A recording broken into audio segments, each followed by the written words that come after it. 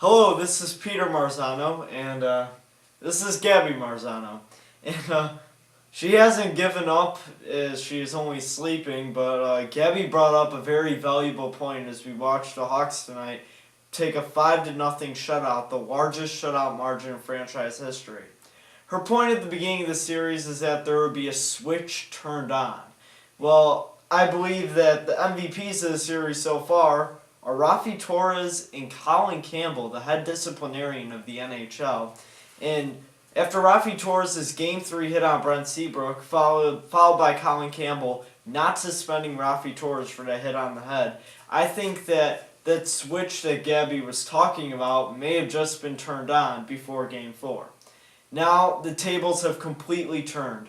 The momentum has switched completely towards the Blackhawks as they have made it a 3-2 series. Just while a couple days ago it was 3-0 and the Hawks were about to be eliminated. Now at this point the Canucks are in a funk.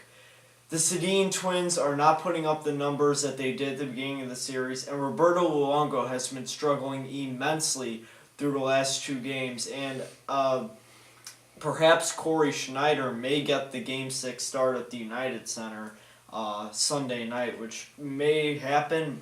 I'm not completely sure about that. But Roberto Luongo has definitely struggled. He's been pulled in both of the past 2 games, and after being taunted in Chicago, going back home did not make much of a difference to Luongo. Another thing to point out, John Scott has made a huge difference, and his presence has definitely affected both teams in Game 4 and Game 5. After Seabrook was hurt, John Scott replaced, and he has definitely made a difference. He hasn't been fighting everybody, but at the same time, John Scott has he's intimidated the Vancouver players. They won't play with that physical play that they did for the first 3 games, and in that case, they're losing their mind and their discipline starts to diminish. So at that point, John Scott is definitely influencing Vancouver's physical play, which is benefiting the Hawks a lot. And even though Brent Seabrook's hurt, it would definitely not hurt to see John Scott out there if Brent Seabrook comes back for the rest of the series. At the beginning of the series, I mentioned that the core had to step up, and tonight we saw it. Duncan Keith scores 4 points, his first 4-point career playoff game, and Marian Hossa also scores 2 goals. And this is at the point where Marian Hossa scores his first 2 goals of the series. He ends up really making a difference, and if these 2 people, along with Jonathan Toews, Patrick Kane, and Patrick Sharp, continue to produce within the next game and hopefully a game 7, that would definitely impact the series immensely, with Vancouver already on their heels at this point.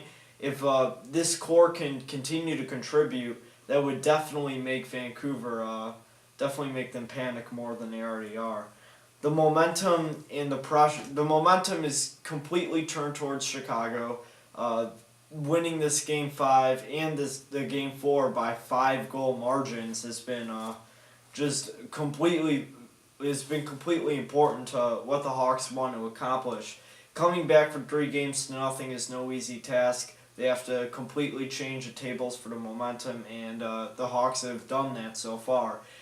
While there's still 2 games left to go, the Hawks are halfway there from completing this unimaginable comeback, which has only happened 4 times in professional sports history, 3 times in the NHL. My prediction for Game 6, it's at the United Center. That crowd is going to be taunting whoever's in goal, and along with the rest of the Vancouver Canucks team. It's going to be tough for Vancouver to play Sunday night. They're going to have already a lot of pressure on them, and with them in front of a crowd of over 21,500 people taunting them the entire game. It will be tough for Vancouver to play Sunday night. I predict that the Hawks will come out with just as much pressure.